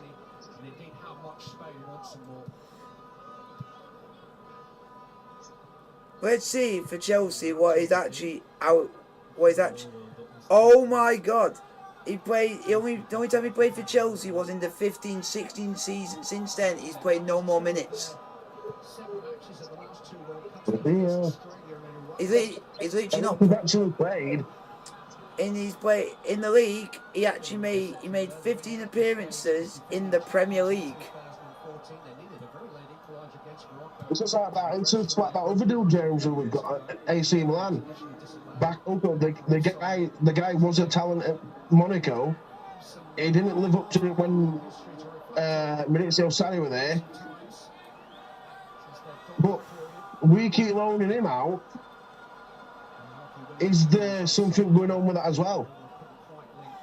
Here we go. Have a look. Chelsea loan. James. What? James. Watch this goal from Gavi. Cost. Yes! Costa Rica! You're through! Shoot! Twat! The youngest player to score a goal for Spain ever. This goal is out of the fucking world. I thought it just literally, it's like doing when I do on FIFA a no-look shot, but he's looking at it. Only thing I saw is that I hit the post. Come on! It went that quick. Come on, Costa Rica, get a goal. That's a right finish. It literally goes all the way round the net. I only saw it hit the fucking post and come out of net. Until replay does it that quick. You'll see it, you're like, fucking hell, where's it gone? What a run! What a run! What a fucking run! Oh, Morata! That's a goal I couldn't even see where it was from. What the fuck? You just see it, volleys it, shapes it up, it's posed and just fucking goes way round, and then all of a sudden it just pops out in there. That's a goal and a half. He's basically done a goal which is very similar to what Quaresma does. He done it with that type of hit, but he did it on the floor. Oh, talk about a goal like that. I try and do that. Mine fucking hits the post and stays out. How old do you actually think Gavi is? 18, I said. 18, 17. He actually is 18. Yeah, he's the youngest player for Spain in a tournament. Born August. He's basically, Gavi's the player I said to you earlier on, before you cut off. But he's the player what basically didn't go to any under-21s or nothing. He just went straight into Spain main side and international. That's how talented he is. And he was born on the 5th of August 2004. Yeah. That was like just a year, like 2 years later, it would have been World Cup in Germany. That guy, James, he has got something in him. And even the commentator said he's been at the academy for Barcelona since the age of 11. There you go, just like Xavi and Iniesta, they were there as well. I'm not trying to say that they're similar to him, but them two remind me of the young Xavi and Iniesta.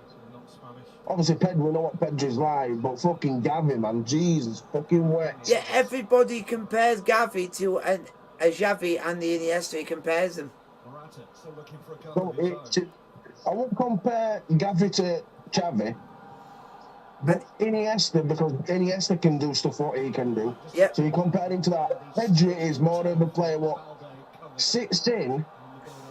Like me personally, I have this argument all the time.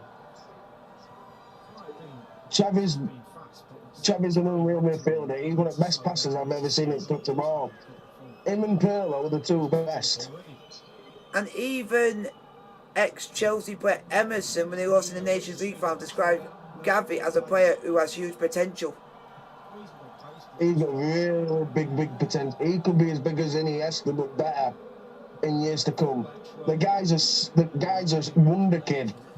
He's a guy where you'd have at a club where it's like 1 in a million, like a 1 in a million.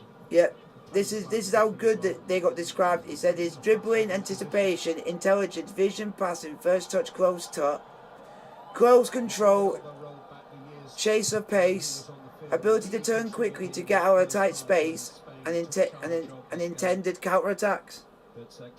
That's all the things he's good at. Yeah, and to top it off, James, about Gavi, guess what number he's wearing? And this number's supposed to be a striker. He's wearing literally number 9. And he's playing him literally in a midfield 3. Ow, that's mad. All of these players will. They won't have this freedom. A few more players closer to them when they're making these little triangles. Germany will have to break that up in midfield.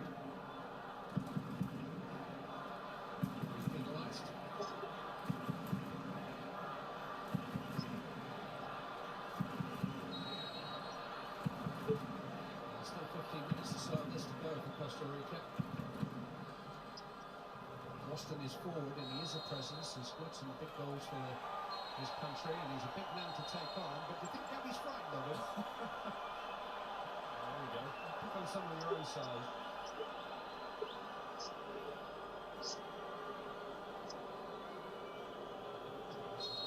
I think the course just upset the landed on him. He's got to go for the header. So Gavi's response is always, yeah, you and me in the tunnel later, okay. I've got your number. Beware the little ones, Clive. I think his teammates may just talk him out of a contretemps with Kendall Waston. All 6'5" of him. Gavi is very talented, but giving away a bit too much in reach, I think. Costa Rica have not had a shot as yet. Oh, you've actually got your pizza now? Yeah. Wow. Costa Rica have not even had a shot. Yeah, they did it against Brazil as well. They didn't have a shot in that game either against Brazil. I think it was in World Cup last time, or the World Cup in Brazil. I think these are the only side in the World Cup sector what didn't have a shot in any World Cup games in the first game. So, I think I don't know if there's any other well-known player that we would have known that would have played for Costa Rica that we would have actually heard of. The main well-known, yeah, you got Campbell played for Arsenal, yeah. But if you look about someone who's been in the Premier League longer, you probably said Brian Ruiz, who was playing for Fulham. But the only reason we might forget about, might not remember him, as it was a decade ago. And he's the captain. And Spain's 4th goal, Keylor Navas, what were you doing?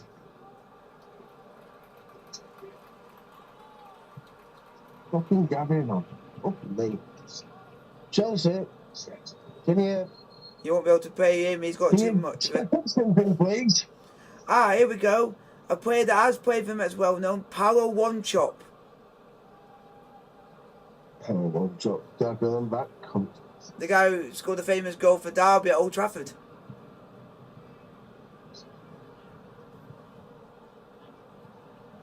I know. Don't score 6. Please, just don't score 6. Because if they score 6, they'll better England result, because we conceded 2. There's a guy here called Hernan Medford. who's the next player for them. Palace, but the flag was raised. Marcus Ecuador goal would not have counted. Keylor Navas picked it out. He's made a couple of good runs off the shoulder, and he's made a couple of early ones as well. Sometimes you just gamble as a forward, hoping that the defenders drop. Yep, power one jumping on that, Brian. So basically, Keylor Navas is number one as most well known. Then it's power one jump and then Brian Ruiz. Spring swap at left back for Costa Rica. Brian Louise is the captain of his side now, James. Captain number 52 He now plays for Santos. is former FC Cincinnati. Who does? Brian Ruiz, he plays in Brazil for Santos. Fucking hell. So he's done a lot of You travel can in it. definitely tell he's good man for money. Record is pretty modest when you think of the legends that have pulled on that famous red shirt. 15 finals, 15 tournaments. Joe Campbell, Carlos Bogas. I've heard of that guy. In 2010, Raul Guardiola. He was playing at the last World. He was playing at the last World Cup for them. And Puskas back in the day, one or two great goalkeepers. And they also got a guy called Christian Bolanos. He also played in their last World Cup for them. Didn't happen for Luis Enrique, who was Yeah, but it's shit happened though, let's be fair. days. Can you see that he's even getting out of group? 'Cause Yeah, I a lot of the less known players all playing like leagues like in the Turkish league. can't. Let's be honest though, James. Can you see the... Yeah, yeah. Is he going to get man of the match? No. Come on, it's got to be someone. Come on, it's got to be some other good. Yeah, Brian Oviedo, we know that. Everton. Ex-Everton.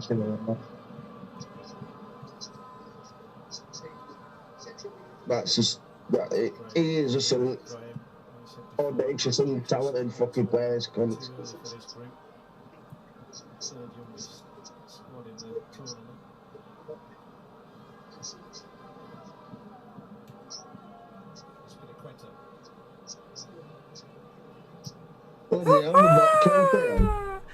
This is just gonna make it even funny. They actually had. They used to have a player that used to play for them, and his name was called Rodney Wallace. That does not sound Costa Rican.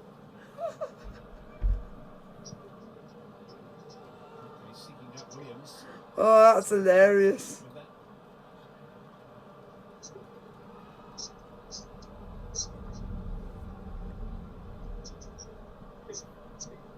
And he's also played for New York City. So... You know what makes it even more funny? This Brian Louise must be a world-class player. Because he's only playing this World Cup so far. What I've seen was wearing full tinted out black boots. When you wear full tinted out black boots like what Brian Louise has got, he must think he's fucking Maradona or something. Oh, I just think this is hilarious. The guy's called Rodney Wallace Burns. That is the most proper British name I've ever seen in my life, and you're not British. I just think that's funny as fuck. Brian Louise, you're not a world-class player. Don't wear black boots.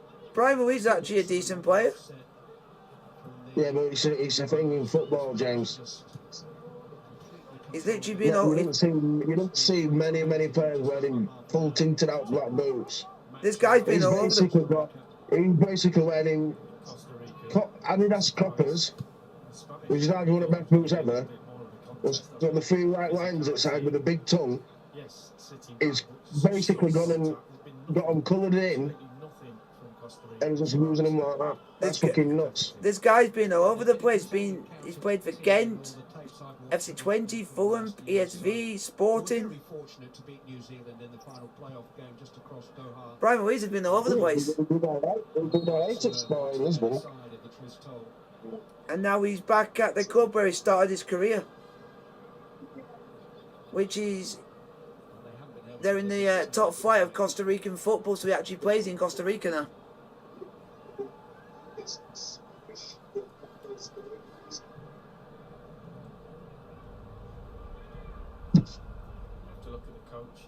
He'll have to sit down with his staff and say, we got this really wrong. And work out what Oh, Lee Dixon, you've managed to speak the word out of our mouth. Speak to manager and say that he's really done something wrong. We definitely know that.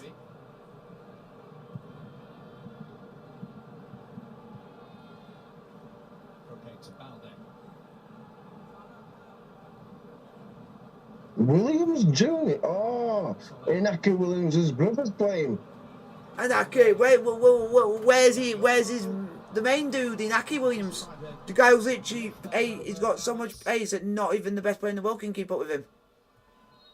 He's playing tomorrow. Because Ghana against Portugal. I love Inaki Williams. I said to you 2 days ago that Inaki Williams has changed his nationality over. Wow. From Spain to Ghana. I'm sure you... Do you listen, James? That was yesterday. I told you 2 days ago. You even saw it on my screen. In fucking colour. I know that, but sometimes I've been busy doing other things. But I should remember still. We know that. Well done for admitting. Yeah, his brother's playing, Williams Jr. He's basically got black fucking dreadlocks with like blonde fucking what's-its hanging out of his hair, what you want to call them. How on earth is this name Costa Rican? Try Bannet. Yeah, there's someone to lose Costa Rica who's called Watson. The big tall black midfielder who have started fighting with Pablo Garvin here. Yeah, you know what's going to make you laugh even more? His actual name is called Watson Parks. Well, he's got Watson on back of his shirt. Yeah, Watson Park is his actual. That's his actual name, but that name doesn't even sound no fucking Costa Rican in it. So he's basically gone and picked his first name over his surname. Yeah. So he's got basically Watson on the back. What says? It'll say Watson, and then it'll say Dot P on back. What's the point in that? Park. What a name, Park. The only person we know that's associated with Park are Koreans, because it's a very common name in Korea. Park Ji-sung. Oh no, they've scored again. The fucking results. Fuck off, Carlos Soler. You fucking Valencia fucking inbred fucking sharing the game. You're gonna think PSG now. You're gonna laugh even more. They've even got a player that does play for them, but he's not been picked for the World Cup. It's called Eric Scott. Fucking hell, how more English can you get?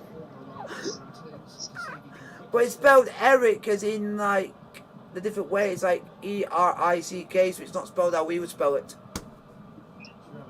Well, it is, because if you're not fucking Eric is fucking E-R-C-I-A. Yeah, if you want to say it into the different terms of what other people spell it, if you put them, they spell it as in E-R-I-K. Yeah. Like if you foreign, that's how they spell Eric. If we're oh no! Yeah, they've got a better England result by not conceding and scored 6. I'm not really that bothered. We can still score 6. They're not gonna score Friday, we know how the game. Oh, we can rely on players up front. No, not to me. I don't even know who we've got as a striker to go up front. A guy who's never played in the World Cup ever, and all the chance he's going to get Callum Wilson. Yeah, he had his chance and he took it, but didn't score it because he set someone up. But it shows that he's got some pace on him, that he could, if you give him a chance, he could take it. Yeah, but just remember, James, we've got no Eddie Kane, so he's going up there, and then if we get done on the counter attack, you've got Eric Dyer and John Stones and Harry Maguire to convenience with. Oh no. So I think we might get undone in that on Friday. But I'm not jinxing. It's just because Harry Kane, the key man, mainly the goals come through him, even though he hasn't scored yet. I just think when he's not playing in that England side, it's a big fucking miss. Even you've got to say that. But a lot of, but even the England camp are not even going to say. Oh no! They're not even good. They're not even going to say yet if he's going to be fit or not for it because of. They're just. He's not going to be. He's not going to be fit, James. Not with what James Soon said. We're bleeding on his foot. Inside his foot. You know what's funny? Our referee that we've got for Friday. If he's got bleeding, right? Yeah. If he's got bleeding, this is what I can realise because I know someone who's had the same thing. If he's got bleeding in his foot, that means there's a rupture or he's done something really bad to it. Trust me. George, even funny. Southgate's not trying to panic everyone, but he's not letting on as much as what he wants. So that's why Conor Cody come out and said it. When, to be fair, he shouldn't have come out and said that. The one who should have been Gareth Southgate come out and said something about it. It should have been Gareth Southgate or the actual England captain. Even Ennio Luco said it. Even Ennio Luco said it's a bit worrying because he's going having a scan, and that's not even got told by Conor Cody. Nope. Do you know what I mean? So it's like one player saying one thing to keep everyone calm. Yeah. But in the days of the scan, so what's happening? The guy's having a scan. If you get bleeding on your foot, it's technically going to be something what's damaged or you ruptured something. Do you want to know? Do you know one thing that's not going to be happy? They're not going to be happy. Tottenham won't be for when he comes back because he might not be playing for a couple of months.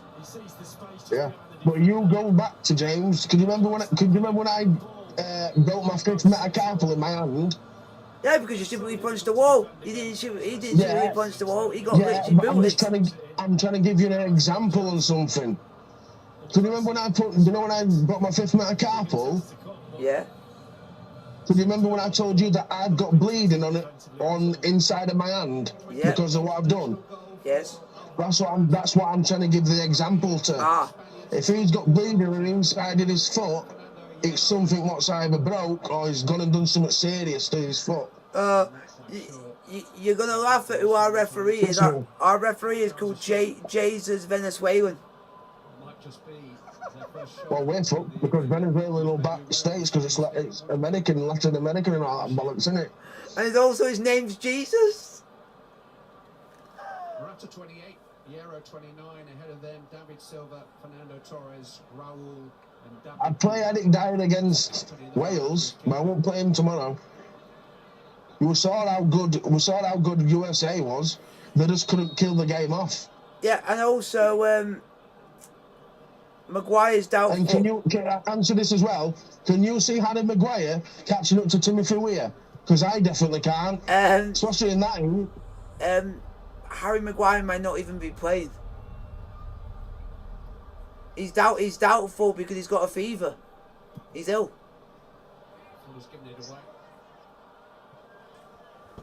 Oh, brilliant. Oh, brilliant. So that means we have got Eric Dyer, if that is the case, and he's not playing. Brilliant. That's why he went off against Iran, because it wasn't due to an injury, it was due to him feeling unwell on the pitch. Well, hopefully we're there tomorrow, but we're not going to know until the team comes out, do we? Look at that, not one single shot. He might be on the bench, but he might not play. Yeah, but check who our forwards are. But then again, on the vice versa psychology, can you see Eric Dyer catching up to Timothy Weah? Because I can't. Oh, we actually might have a chance up front because we've got Marcus Rashford. Now, me personally, this is what I'd do. I would play Rashford. I wouldn't play Callum Wilson until the second half. I'd play Rashford up top, down the middle, with Raheem Sterling on the left and Bukayo Saka on right. Just basically play a false 9 front three like that. So our defenders that we have is Walker, Trippier, Cody, Stones, Dyer, Shaw, Trent, White. Or they might put Ben Shite in. Oh, don't mention him because he is shite. Well, that's what he might do. Because we got to think Think about it. Can you see Eric Dyer catching up to Timothy Weah over Ben Shite? Because I can't. Is Timothy Weah a right? Well, I'm trying to think what wing he would come down. If he come down the right back route or the left back.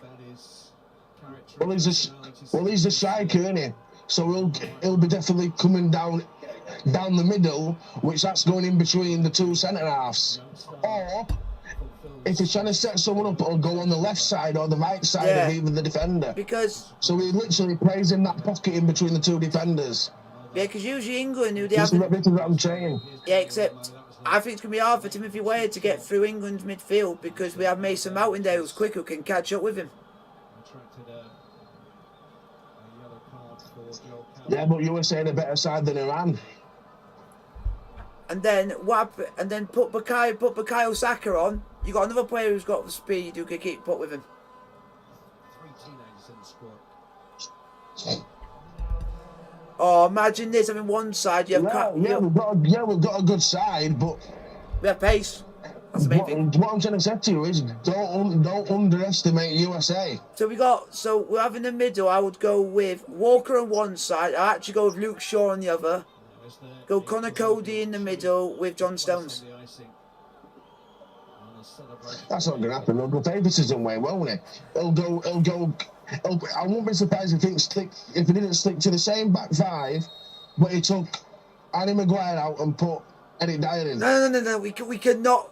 For my health and my well-being, he can't play Dyer. There's only 2 changes he makes. He'll stick to every player, and the only 2 players that he'll make will be Harry Maguire and Harry Kane. The only reason I won't say I don't trust Dyer. Dyer passed the ball backwards to Mo Salah.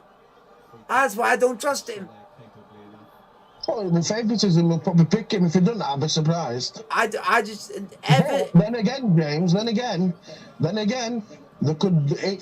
If you think about it logically, right? They could play Luke Shaw at left back. Yep, but then you got John Stones, Walker, and then at centre back they could play Kyle Walker for space. Ben Chite. At right back they could play Trent. Oh, yeah, we could see. Who would you pick as right back? Would you pick Trent or would you pick Ben White? Trent Arnold. Yeah. All the day long. Even though we can't stand him. Even though the scouts comes. Trent Arnold. Proper. Reason being because if we've got Christian Pulisic. And DeAndre Yedlin to catch up to, Trent's quite fast. He's not the best at defending. Yeah. He's probably one of our best set ball specialists. Yep. He's got a good cross on him. Oh, full time, folks. Costa Rica 0 with 0 shots and did absolutely bugger all for 90 minutes versus Spain 7 who did everything. Like, subscribe. Pablo Gavi, what a talent. Hit the bell, not forget to get the post. I'll see you guys later for see how a team does that literally none of us have ever seen before, which is Canada come up against Belgium. Like, subscribe, peace.